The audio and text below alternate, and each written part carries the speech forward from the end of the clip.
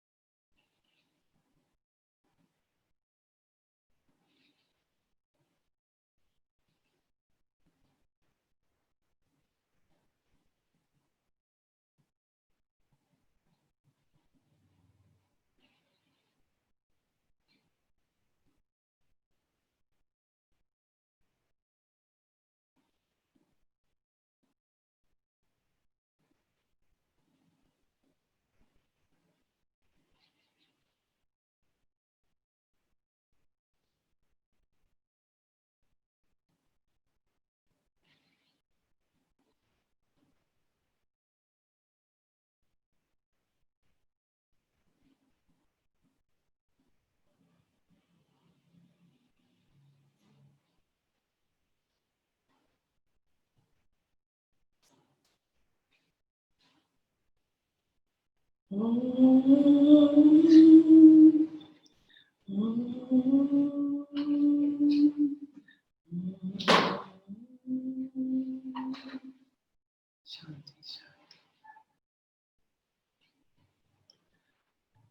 to our second Sunday Satsang for celebrating Yogananda's 100th year of bringing his transformative teachings out into the world. This morning we have three wonderful Guru Bhais who are going to share their stories of discipleship and how Master's teachings have influenced their lives. I'll introduce them now. The first one will be Harish. He is a long-time devotee, disciple, Kriyaban, and he's a householder, and he has two jobs, full-time jobs. The first full-time job, it seems, is his service and seva to the center. And his second one is one to support his family. He is very, very serviceful, and he signs all of his letters in divine friendship. And he indeed is a divine friend to everyone in the center who calls, who needs help, who just wants to talk. He definitely is a personification of what Master's teachings bring to this world. And we're very grateful to have him speak this morning. The second speaker is Manju. Manju is also a longtime disciple, Kriyaban, dear friend. She met Swami in 2005 and has been dedicated to her spiritual path all of her life. She is a tremendous help in the center just by her presence. She is the divine mother to all of us, and she makes wonderful cakes. So we're very grateful to have Manju here today. The last speaker is Dr. Anand, and Dr. Anand is also a Kriyaban. He's also a disciple. He's a surgeon. And if there was a quality that I would have to choose to describe Anand, it would be calmness and compassion. He's very, very open to helping at any time, anywhere, anyone. And it's a privilege for us to have him here in Bangalore. It's a privilege for us to have all three of these great souls speaking today. So without further ado, we will have Haridas come up and he will read from the autobiography of a yogi. God bless you. And good morning once again. Before I begin my reading from the chapter, I Returned to India, I wanted to share that when Yogananda came to America in 1920, for the first couple of years, he was, as Swami describes, getting more acquainted with the language, with the customs, all of those things. And naturally, he was speaking in various clubs and so forth. But it wasn't until about 1923 that he began his campaigns, as he called them, where he went across the United States, speaking in all of the major cities to overflow crowds. Thousands of people attended his lectures. He gave over 100,000 Kriya initiations personally. And he told his students that he was looking for an international headquarters. And of course, they all wanted him to be there in his city. But he said, no, Los Angeles is calling me. He called Los Angeles the Benares of the West. And when asked about this, he said that thousands of years ago, great rishis had lived there. In 1935, he felt from within that Sri Yukteswar was going to be leaving his body. And so it became urgent then for him to return then to India. And so we'll begin the readings. I returned to India. Gratefully, I was inhaling the blessed air of India. Our boat, Raj Bhutana, docked on August 22nd, 1935, in the huge harbor of Bombay. Even this, my first day off the ship, was a foretaste of the year ahead, 12 months of ceaseless activity. Friends had gathered at the dock with garlands and greetings. Soon, at our suite at the Taj Mahal Hotel, there was a stream of reporters and photographers. Bombay was a new city to me. I found it energetically modern with many innovations from the West. Palms line the spacious boulevards. Magnificent state structures vie for interest with ancient temples. Very little time was given to sightseeing, however. I was impatient, eager to see my beloved Guru and other dear ones. Consigning the four into a baggage car, our party was soon speeding eastward by train toward Calcutta. And now this is drawn from Yogananda's travel secretary, Mr. Wright, who was Dayamata, the former president of Self-Realization Fellowship. This was her brother, who was blessed to go on this trip with Yogananda to India. So this is Mr. Wright speaking. Today, filled with the highest anticipations, I drove Yoganandaji from Kolkata to Sirampur. Mr. Wright recorded in his travel diary. We passed by quaint shops, one of them the favorite eating haunt of Yoganandaji during his college days, and finally entered a narrow, walled lane. A sudden left turn, and there before us towered the simple but inspiring two-story ashram, its Spanish-style balcony jutting from the upper floor. The pervasive impression was that of peaceful solitude. In grave humility, I walked behind Yoganandaji into the courtyard within the hermitage walls. Hearts beating fast, we proceeded up some old cement steps, trod no doubt by myriads of truth seekers. The tension grew keener and keener as on we strode. Before us, near the head of the stairs, quietly appeared the Great One, Swami Sri Yukteswarji, standing in the noble pose of the stage. My heart heaved and swelled as I felt myself blessed by the privilege of being in his sublime presence.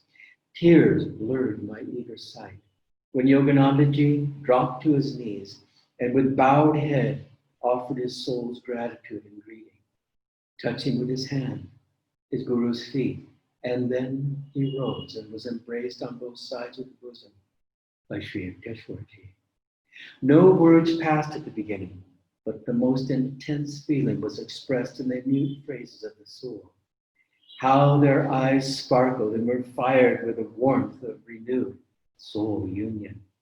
A tender vibration surged through the quiet patio, and even the sun eluded the clouds to add a sudden blaze of glory.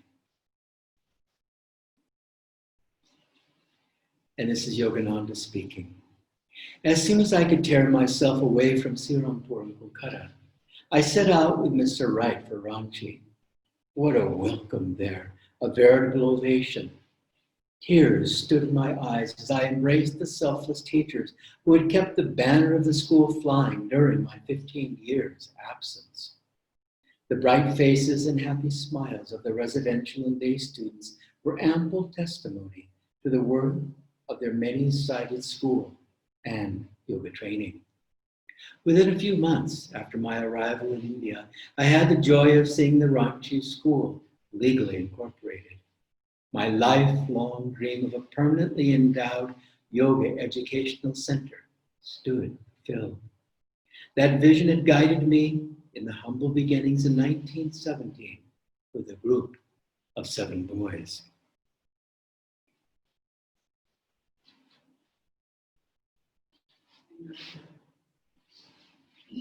And now we will have Harish speaking.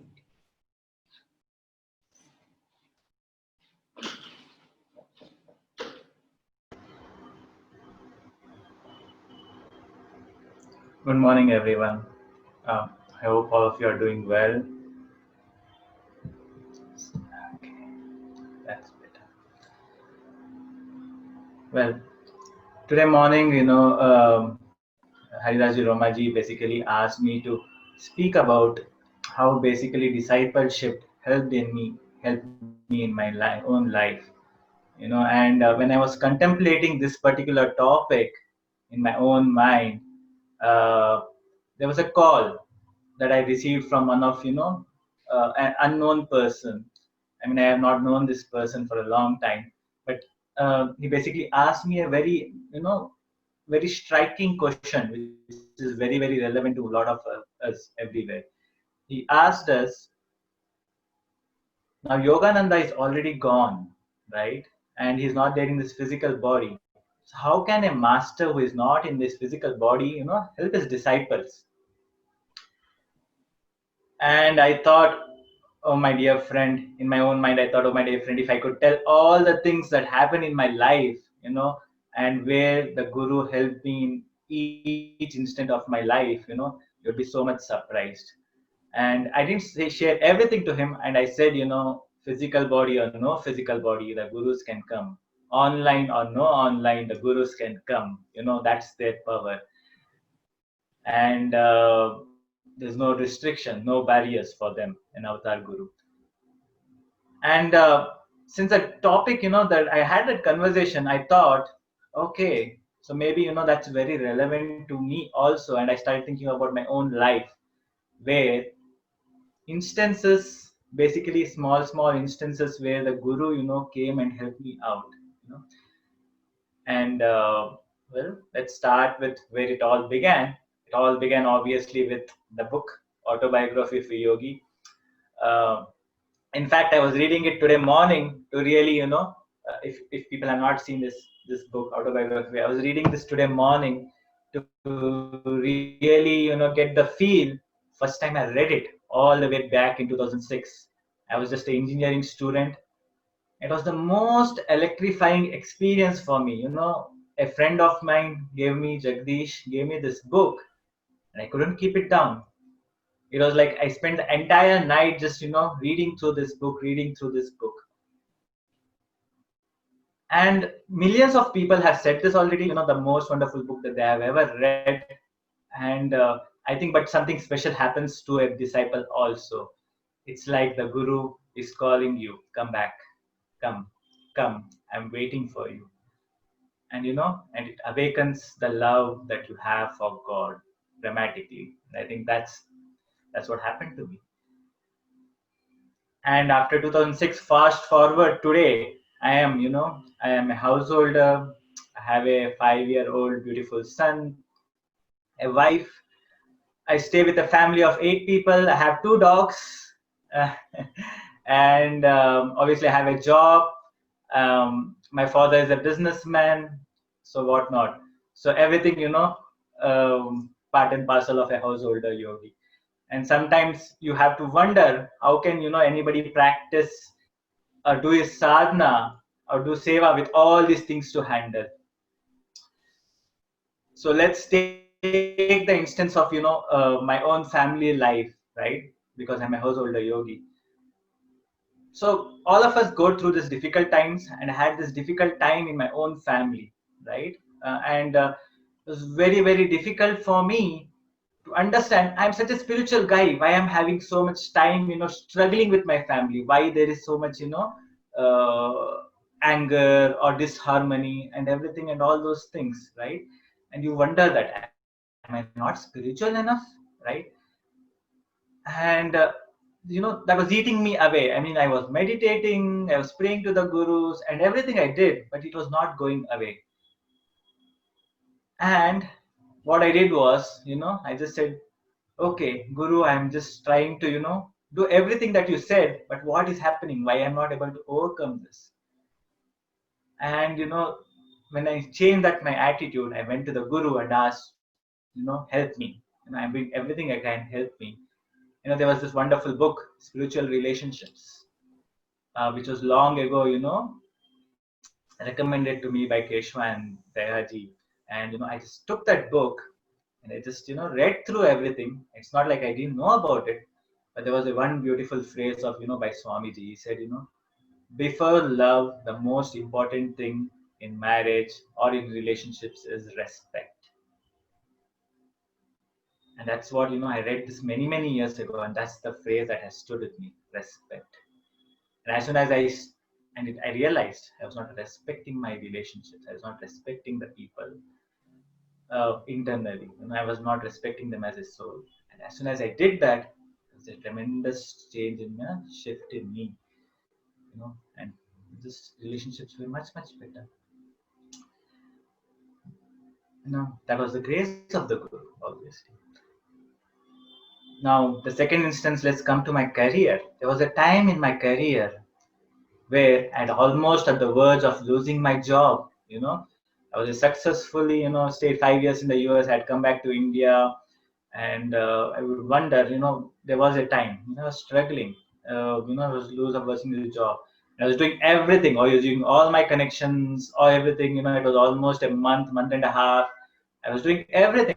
It didn't work, and it like, and one particular job in Wells Fargo where I thought I will get there, suddenly the doors, closed. Said it's not possible.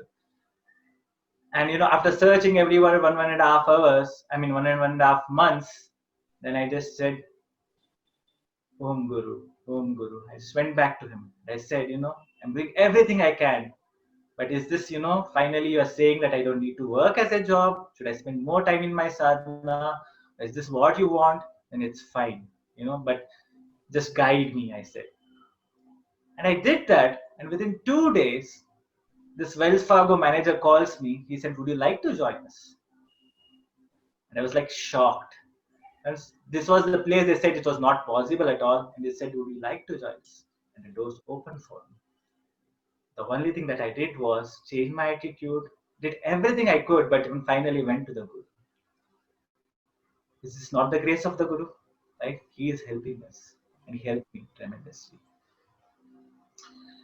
And the third thing, all of our yogis strive for is, sadhana. We want to keep improving our sadhana, our meditations, time and time again. We want to feel the chakras, feel the energies, and whatnot, right?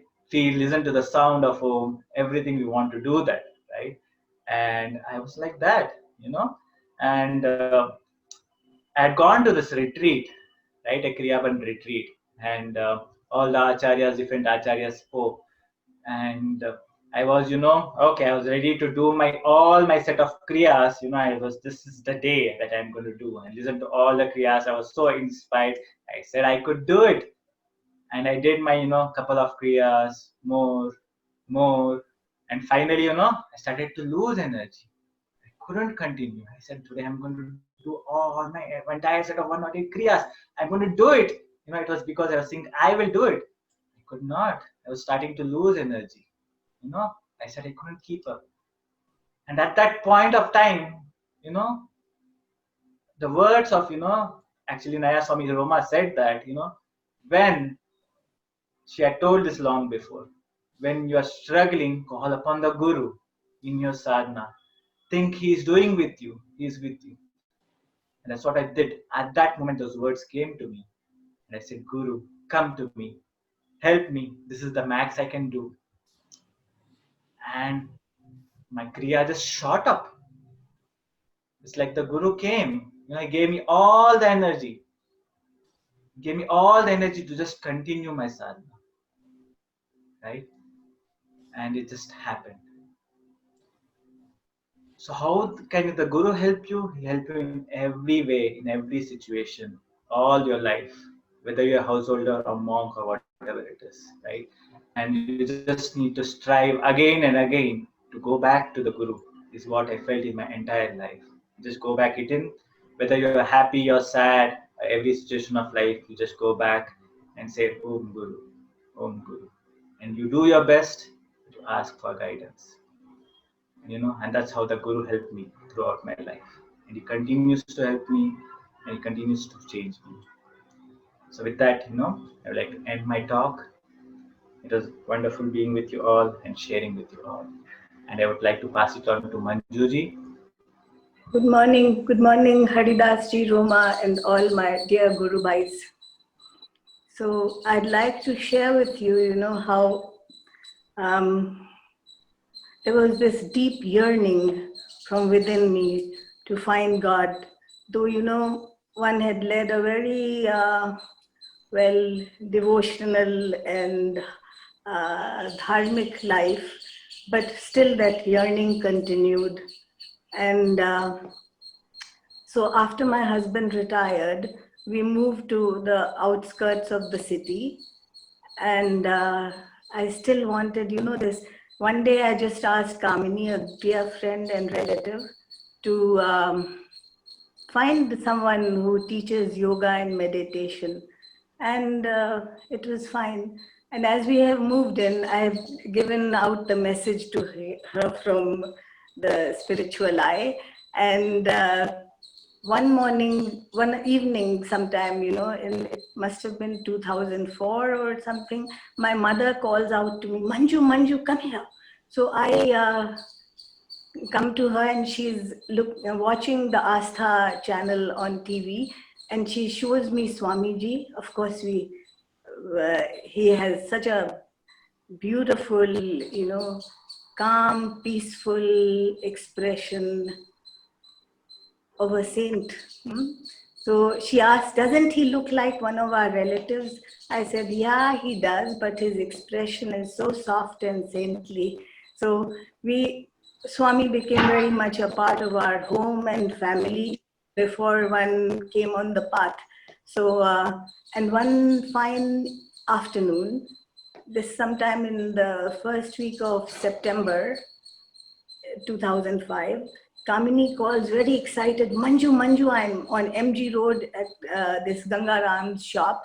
And there are big banners all over MG Road. Learn yoga and meditation from, and there's Swami Kriyanand and big banners of Yoganandji. So I was quiet, just filtering that information. The mind is processing it. So I was quiet for a while. That meant commitment. So I told her, yes, please go ahead and register my name. So we attended our first discourse and introductory lecture. And Dharmdas ji had come down from Gurgaon.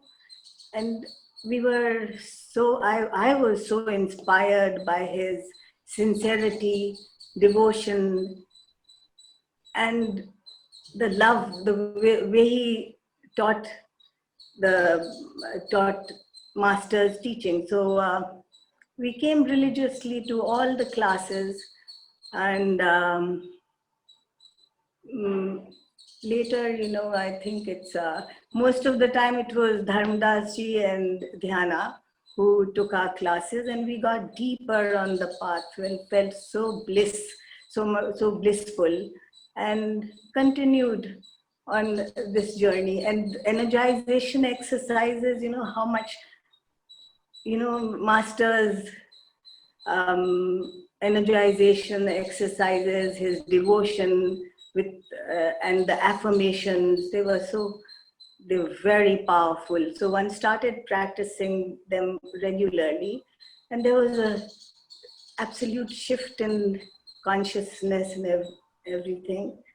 And when Swami would have his discourses every evening on the Astha channel, we would watch, and one sensed the deep love and attunement of Swami towards his Guru. So that drew me closer to Guru Deva. And in the February of 2006, we were ready for our discipleship. So that was a very special day in my life, because it was Mahashivaratri day, a day of prayer and silence, inner silence, and vows were to be taken around 3 o'clock. So at that time, I have had a deep experience of Swamiji's, Guru Deva's presence, and we took our vows. And to this day, I loyally and steadfastly follow all Master's teachings and feel no need to go anywhere else. Now, around November of that same year, we received our Kriya initiation from Dharmdasji at the Leela Palace. It was such a beautiful ceremony with, one felt deep reverence for our Guru and all our line of Gurus and Swamiji who brought me on this path. Sometime in 2008, there was a international Kriya Yoga retreat at Gurgaon. So I very much wanted to meet Swamiji personally, but he was very ill in by the end of 2007, so he'd gone to Italy. So anyway, Neelam, Priyanka, and myself went for the retreat. It was such a joyous occasion. There were people from all over the world who had come for this retreat, and it was the realization of, one could feel the realization of this universal teachings of world brotherhood. It was such a joyous event. And very soon, after that, we had our own center at Bangalore, at Ananda and Shankari's home. And there was a Catholic devotee, Rosa, who put in a lot of energy realizing this center. And because she's thought, we should pray for all those people who send healing prayers to people who are in need. So, and Dhyana ji came and inaugurated the center. So this was, we had a place where all of us could go in any time and meditate. And on Thursdays, we all got together and sent healing prayers to all the needy people. Then later, around 2009, we had our groundbreaking ceremony for the ashram at Pune. So some 22 of us went to Pune for this groundbreaking ceremony. And this was such a beautiful occasion. We had our first personal, meeting. Swami met the devotees from Bangalore that evening. And while Swami blessed all the devotees, I just sat at his feet and did not remove my hands from his feet, drawing all his love, the calmness and the peace he shared with everybody. He was, as we all know, Swami, all his work, whatever he did in life, it was dedicated to our Guru. And later one could feel as though Guru Deva himself is speaking through Swami. So that was such a divine experience. Being in the presence of a saint, huge blessing. Well, in Chennai also, the place, more than I think 2,000 people or so, I'm not very sure, but again, we had people sitting all over the aisles outside, and Swami was so loved wherever he went. And as one could see and feel, whatever, problems, physical challenges he faced in his life, huge challenges in life, but all his work, whatever he did in his life, was dedicated to his own Guru and Master. So it was a very, very beautiful experience. And later, in that year, the desire, wherever our Gurus and Master had gone, one felt the desire to visit those places, make pilgrimages. The first one, I think, was our family, and from all over the world had come for this Kumbh Mela, and all our Gurus had been to the Kumbh Melas. So I very much wanted to go. So Neelam and me joined this, joined the family for the Kumbh Mela, which was so beautiful. One felt the presence of the masters. You say they are not there, as Harish was saying, they are very much here within us. So here we go. We were about to, we were taking a boat ride on the Holy Ganga, and it was the winter mist with these white, beautiful water doves flying over our heads, and it was just like we were in an astral world. We were going for a dip at the confluence of the rivers Ganga, Yamuna, and one did take a dip, and one felt so the freedom and joy of just being there. And the presence of the masters, they're all there. One could feel their presence. Then later, we've done several pilgrimages with Ananda, Daya, and Keshav. They have brought us all, when people are with uplifted consciousness and this combined, and energy move towards their path. It is so beautiful. Chanting, meditating together, you feel the gurus are, and it helps. It helps in going deeper and attuning with our gurus better.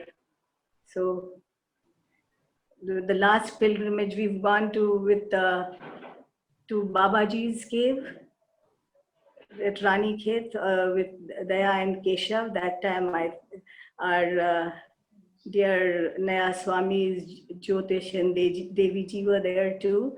So it was a very beautiful, uplifting experience being in that cave, the very place where our Param Guru Lahari Mahashay would meditate in his earlier life. So, and one remembered, how he would, we keep that in mind, any problems in life, you do more kriya. So, and it gets sorted out. So we all as disciples, we know how to get deeper and get connected with our gurus. Here, and I must, the most important, what one has learned, Harish was talking about relationships. Yes, the path does help you.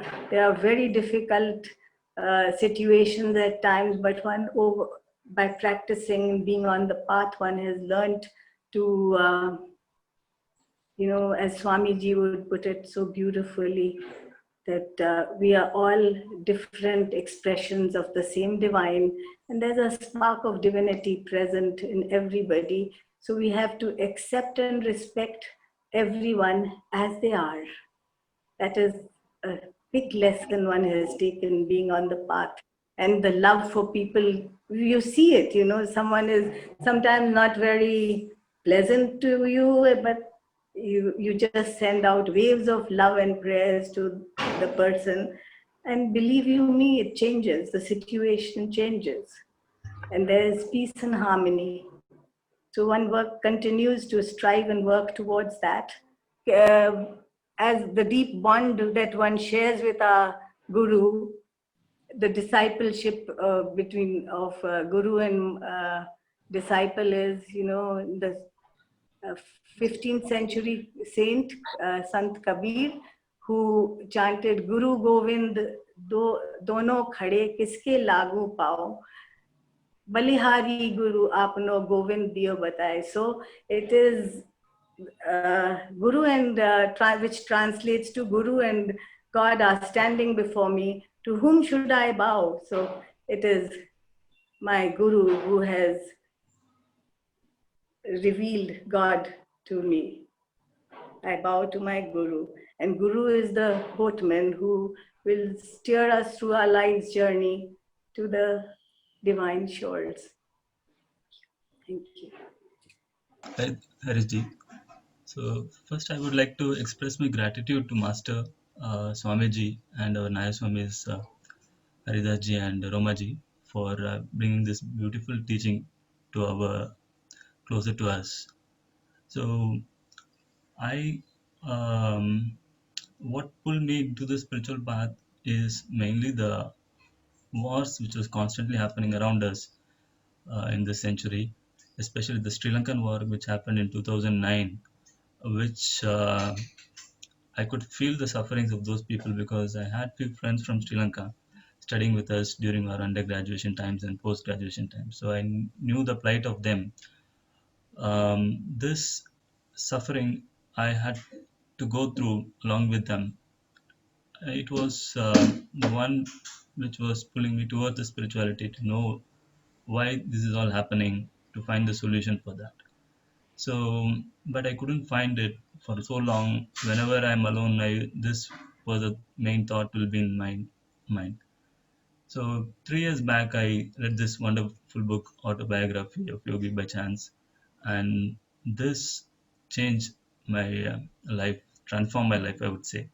So all these sufferings which I had, whatever the questions I had in my mind, everything Master answered through this book. And I started having a positive look about the life after that. So after reading this book 2 years later, that's when I knew about this Kriya teaching which is being held in Bangalore, and then that's when I joined Ananda. Now, my first class was taken by Anjali ji. I was inspired by her class, and I felt very uplifting, and I had overwhelming joy of learning this proper technique of meditation. Since then, I was very regular in this meditation. I used to attend satsangs regularly. And if you ask me to pick up for the beginners, what is the main thing in this path, I would pick up satsang. So, satsang is the one which will keep us steadfast in this path.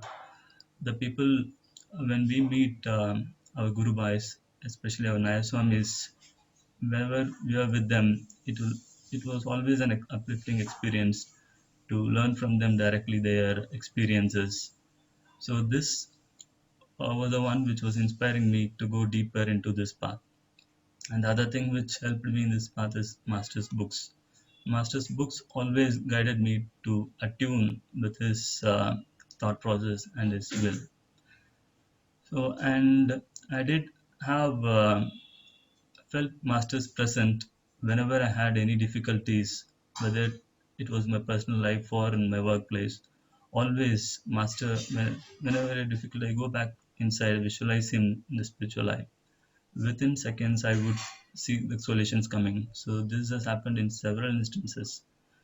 So other thing I could notice is the progress in spiritual path is also dependent on our worldly life, how what we do in our worldly life. So Master has given guidance in that aspect. So I would like to enumerate few points which I follow in day-to-day activities. So one thing he told us what priorities we should give. The first thing come to my mind is that he told, seek the kingdom of God first, and the rest will be added on to you. So we should keep spiritual path as our first priority and the center, and we should keep other things as a secondary thing. Second thing which he told is, whenever there is a conflict between the higher duties and the lower duties, always give priority to the higher duties, which is our spiritual path. So make a decision accordingly. And third thing which uh, I felt important was his words, which he said, simple living and high thinking, he told. So whenever we are trying to achieve in the worldly life, always try to avoid luxuries, try to meet your basic needs, essential things. By doing that, you get plenty of time to which we can allot to our spiritual path. And high thinking, that's very important. So always we have the habit of thinking ourselves first whenever I do anything in our early life. So when we expand that, to to the well-being of the other person first, then it expands our soul and we become more selfless. So, and it also helps us to progress in our spiritual path also. And the fourth thing which he told us, always, even when you are doing your worldly activities, always focus at the spiritual eye.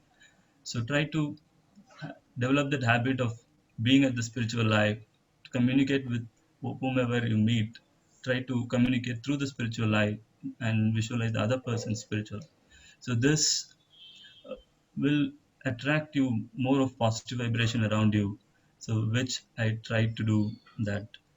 And the most important thing, the last one which I felt, which was guiding us, me, is Master's way of decision making. He always tells, after you meditate and you reach the silence phase, whatever problems you have, whatever things you wanted to do in your life, always at the spiritual eye, focus the Master and ask for his guidance and wait and feel for his response at the heart center. So this will always give you the best response possible once you develop this intuition.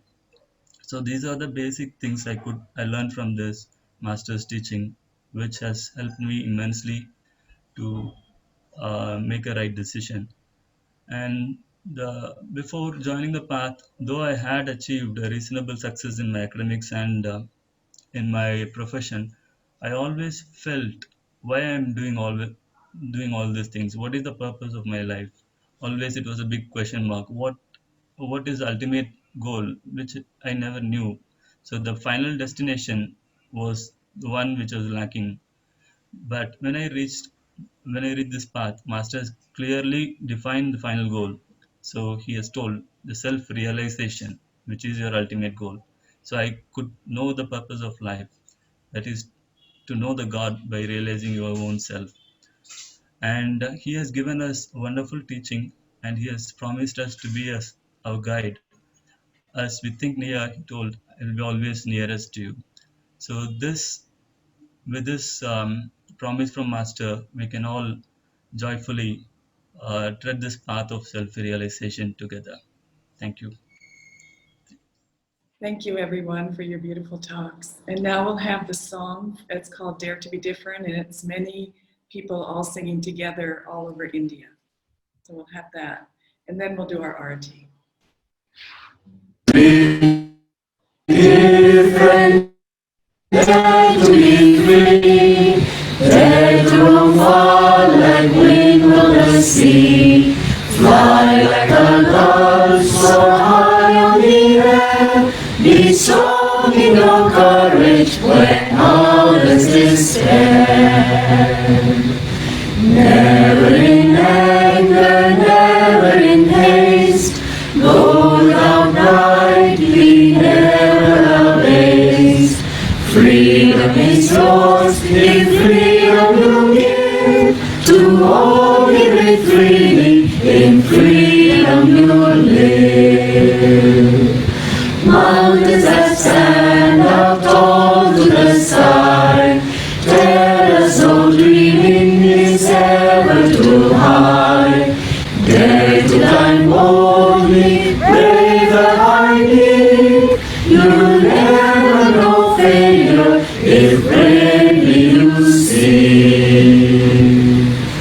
Dare to be different, dare to be free, dare to roam far like wind on the sea, fly like a dove soar high on the air, be strong in your courage when others despair, be strong in your courage when others despair.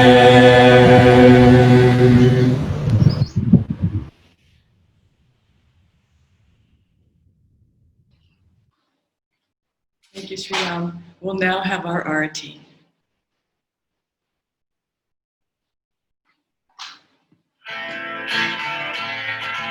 I want only thee, Lord, thee, only thee.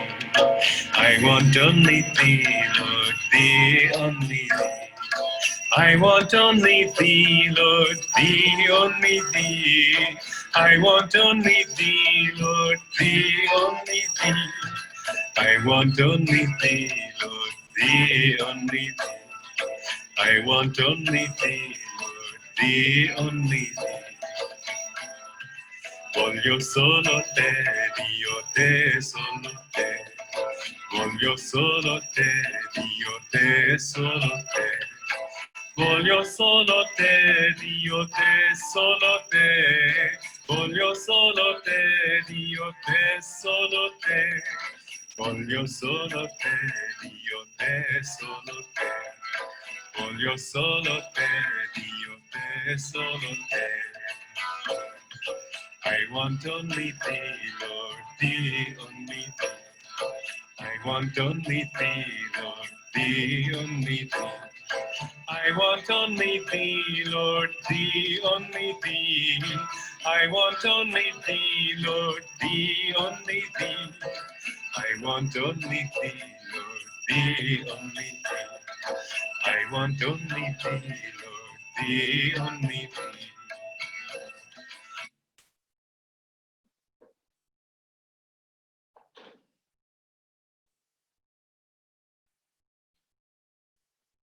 Now we'll close our satsang with a blessing. And for those of you who are here, we will give you a blessing, asking the masters to use us as instruments. And as you receive this blessing, offer a prayer of gratitude to the infinite Christ, in whose love our line of masters have descended, that we might all come to God. Pray too for the grace to share with all, as you have received, for you are part of all that is. May the light of the great masters shine upon you.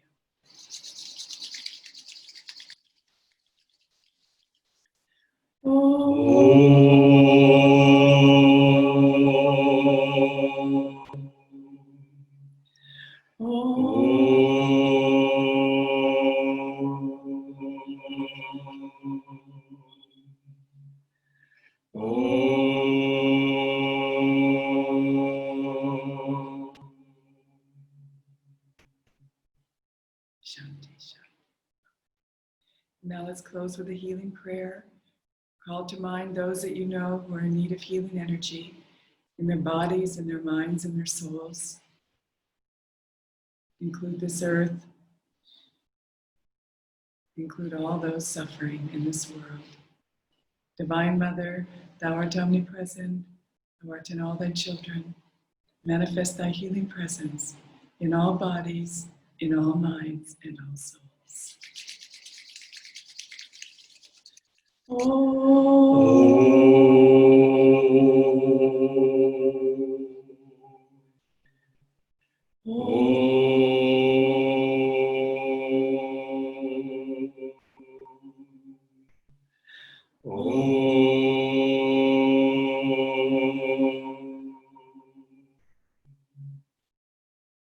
Shanti.